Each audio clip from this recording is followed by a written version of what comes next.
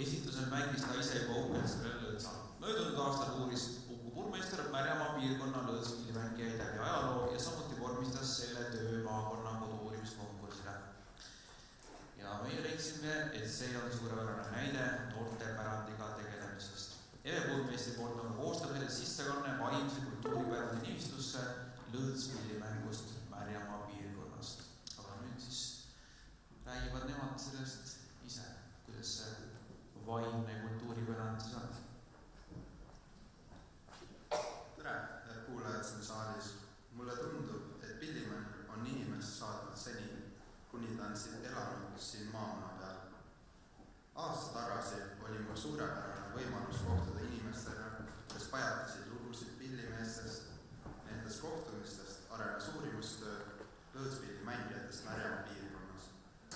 Täna siin konverentsil esitan teile mõningaid lugusid pillimängijate eludest. Need lood paigutuvad ajaliselt 20. sajandi alguse ja tänapäeva vahel. Esimene lugu, mille ma teile räägin, on Bernard Aarenist. Bernard oli noorena poiss, kes armastas palju lugeda. Tema vanem õde Hilda olevat kurtnud, et kui teised lapsed peres tööd tegid, siis Bernard luges salaja. See tegi vanema õe pahaseks. Bernard õppis pillimängu sõjaväes, kust erinevatel andmetel on pärit ka Hohner lõõtspill. See pill oli kaasas temaga kõikjal. Teda kutsuti pidudele mängima ja pillimehe abikaasa Liide on rääkinud, et tema sai pidudel palju tantsida, aga koju tuleku tee oli raske, sest siis pidi naine vedama nii meest kui ka pilli, ikka selle sammuse napsu pärast. Naine Liide armastas ise külalisi, seepärast oli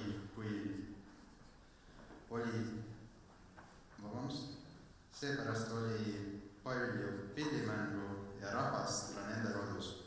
Pensionieas mängis mees tihti kodutrepil, kus kogu Liiva tänav Märjamaal tema pillimängus kajas. Aksel Viisult mäletab lugu, kus Bernard viis pilli parandaja juurde. Kuhu, seda täpselt ei tea, kuid too parandas ikka Bajani ja Kortene. Parandaja tegi vahelõõtsa.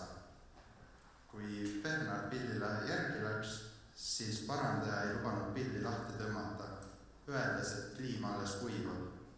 Tegelik põhjus oli aga hoopis selles, et ta oli lõõtsa häälestanud nii nagu akordoni. Vaid 2 rida jäi enam-vähem õigeks.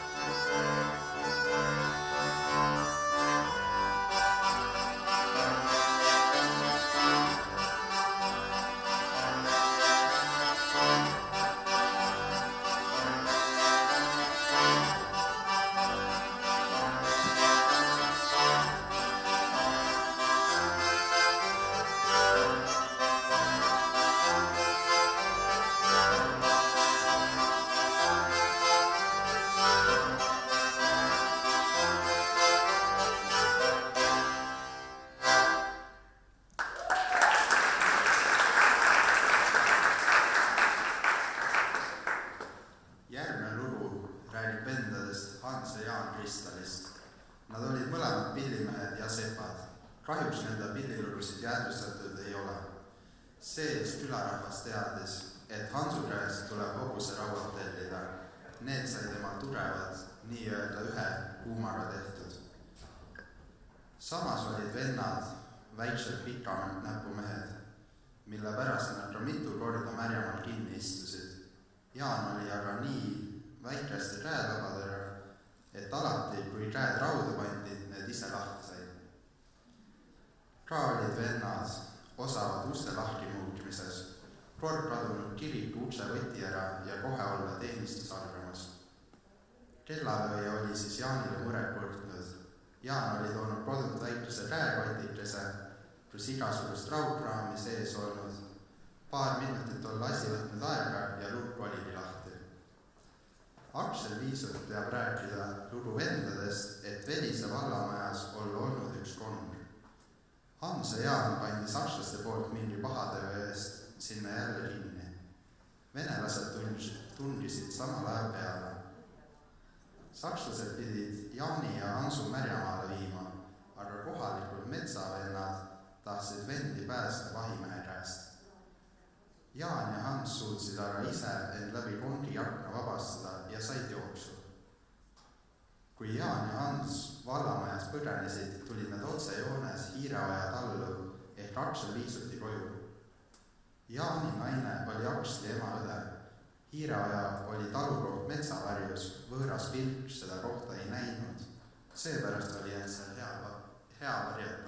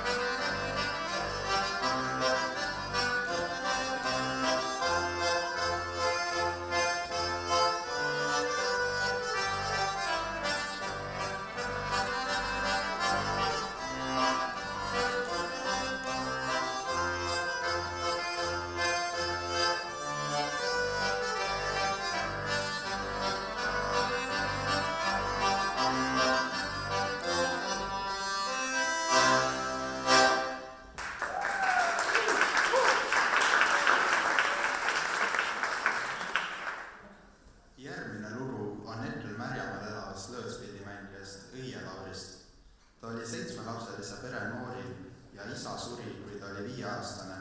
Isa ja ema olid väga musikaalsed ja õie lapsepõlv oli täis laulu ja muusikat. Ta räägib, et esimene tugev soov pilli omada tekkis tal siis, kui kodukülla Põllile kolisid 2 noort neidu, Rämson ja Hermiine ja Kuhiaime, kes pidasid Lubasoo talus Ohukotsul pidu, kuhu oli ka õie kutsutud. Imeilused punast akordioni mängis seal Lubasoo Felix. See oli päev, mil õie soov sai väga tugevaks. Ta rääkis sellest ka oma 4 vanemale vennale, kes toona Tallinnas töötasid. 1. detsembril, kui õie kodukoolis koorilaulu tunnis laulis, astusid ruumi tema vennad Eino ja Väino ning tõid õiele sünnipäevaks Itaalia akordoni Porcale. Kuu aja pärast, kui toimus koolis nääripidu, pandi õiele sülle kooliakordion ja see oli tema esimene esinemine.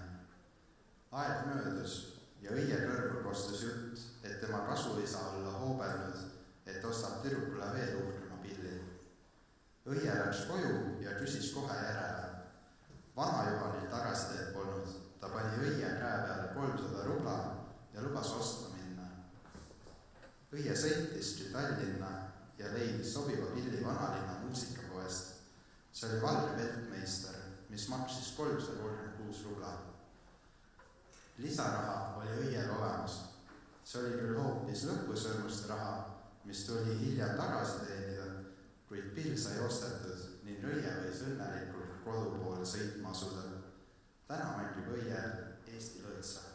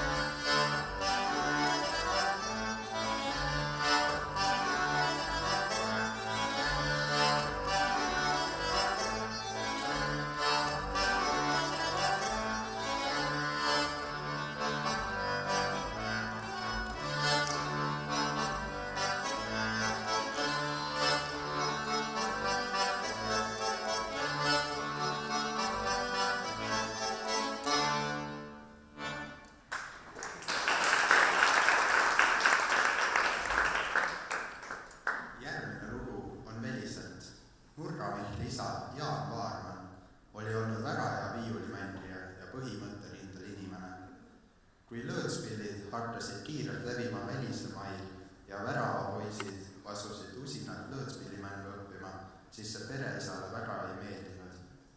Ja ta keelas poistel tema arvates sellise labasavõitu pillimängu oma elutoas ning pojad võtsid lõõtspillid mängida kas aidas või lagras.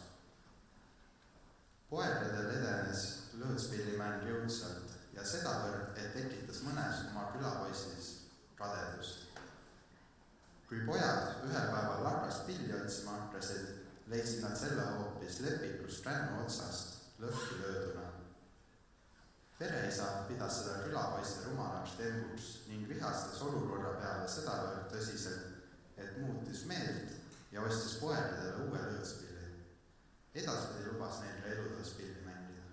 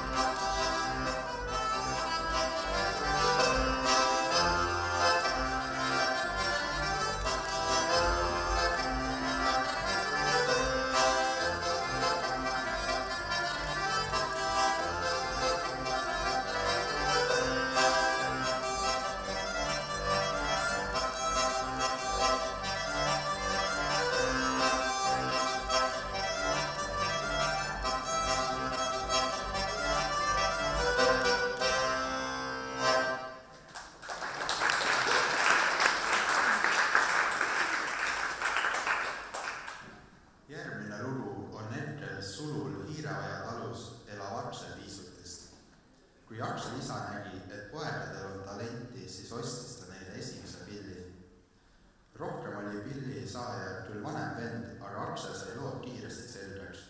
10-aastaselt oli ta juba ülekilla pillimees.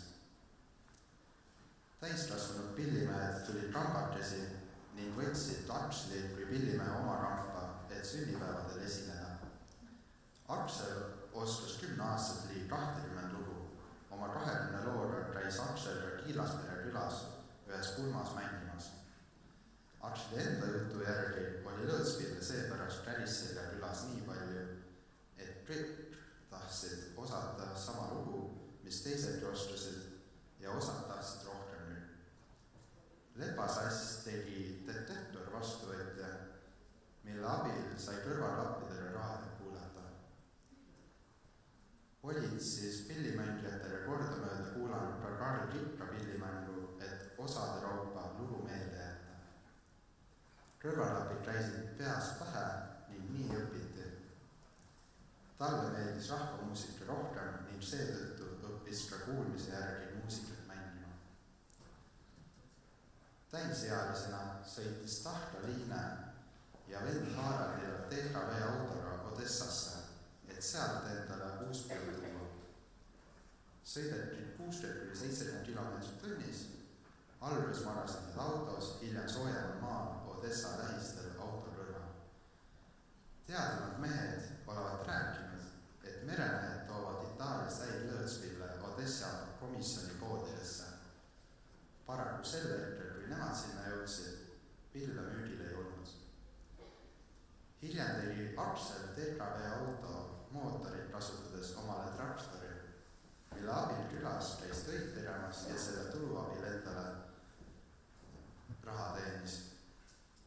Peale sõda oli Aksel metsavend. Tol ajal loodeti, et kohe tulevad ameeriklased ja inglased ning vabastavad Eesti. Nii ta siis osa oma noorest elust veets metsas. Kord, kui ta 19-aastaselt koju emale külla tahtis tulla, ootasid teda punased. Ta sai küll jooksu, aga kuul tabas teda õlga ja käsi lasti läbi. See on seganud hiljem pillimängu. Tema vend oli ka hea pillimees olnud, aga kaotas elu metsavennana. Peale punaste poolt kinnivõtmist saadeti Aksel Norilski vangilaagrisse Polaarjoone taha. Külm oli seal 40 kraadi ning Aksel pidi oma poolliikumatu käega raudteel tööd tegema. Isa arvata, et see oli hea, sest pani käe tööle. Kokku oli ta Siberis 5 aastat. Pillimänguoskus on aga tema jutu järgi kõikjal kasuks tulnud. Nii vangilaagrisse kui ka mujal on pillimehi hinnatud ja neid kõige raskemates töödes päästetud.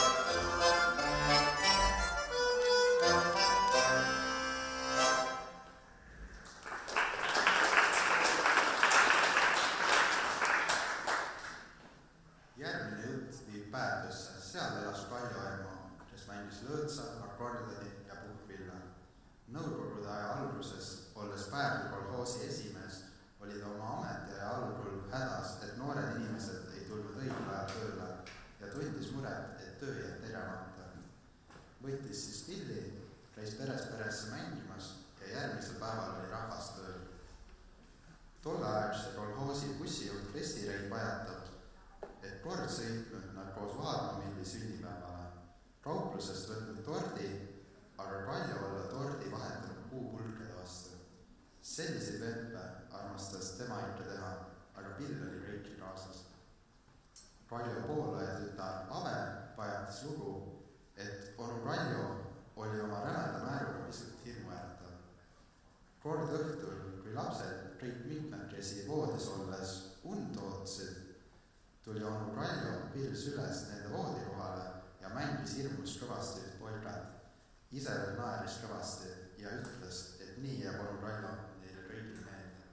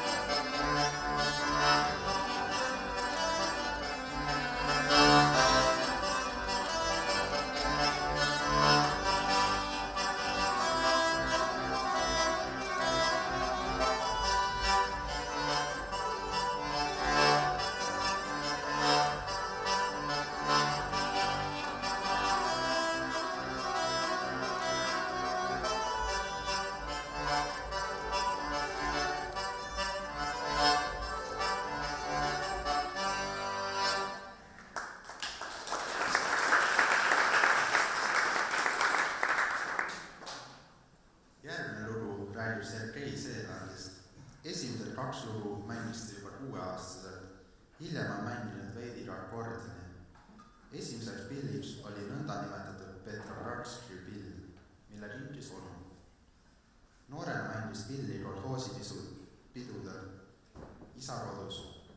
Taludes näiteks Jairi peres Jaani talus käis tihti rahvas koos ja peeti külapidu. Seal jäi Sergei esimest korda purju ja seda väga proosalisel põhjusel. Ta pesi õllepuntsu ja aurud tekitasid tugeva jooga. Tol ajal mängis luurikolli külapeol pilli, kuid tahtis vahepeal kaarte mängida ning andis siis pilli Sergeile. Selleks ajaks oli Sergeil 2 lugu selged, need olid Savipoja venelane ja üks vanamees raius. Kõik olid üllatunud, sest pill oli kapi otsas seisnud ja keegi ei teadnud, et Sergei salaja harjutamas käis. Ikka niiviisi akna all, et kui keegi tuli, siis pani pilli ruttu kapi otsa. Samuti käis Sergei pillilugusid ka lintmakina lindistamas ja nendest on 2 plaati külapillimeeste lugusid. Kui lindistamas käis, siis teadis, et Koksi-Jürile ei tohtinud napsu anda, Mustikasassile aga küll. Nii tuli neil lood paremini välja.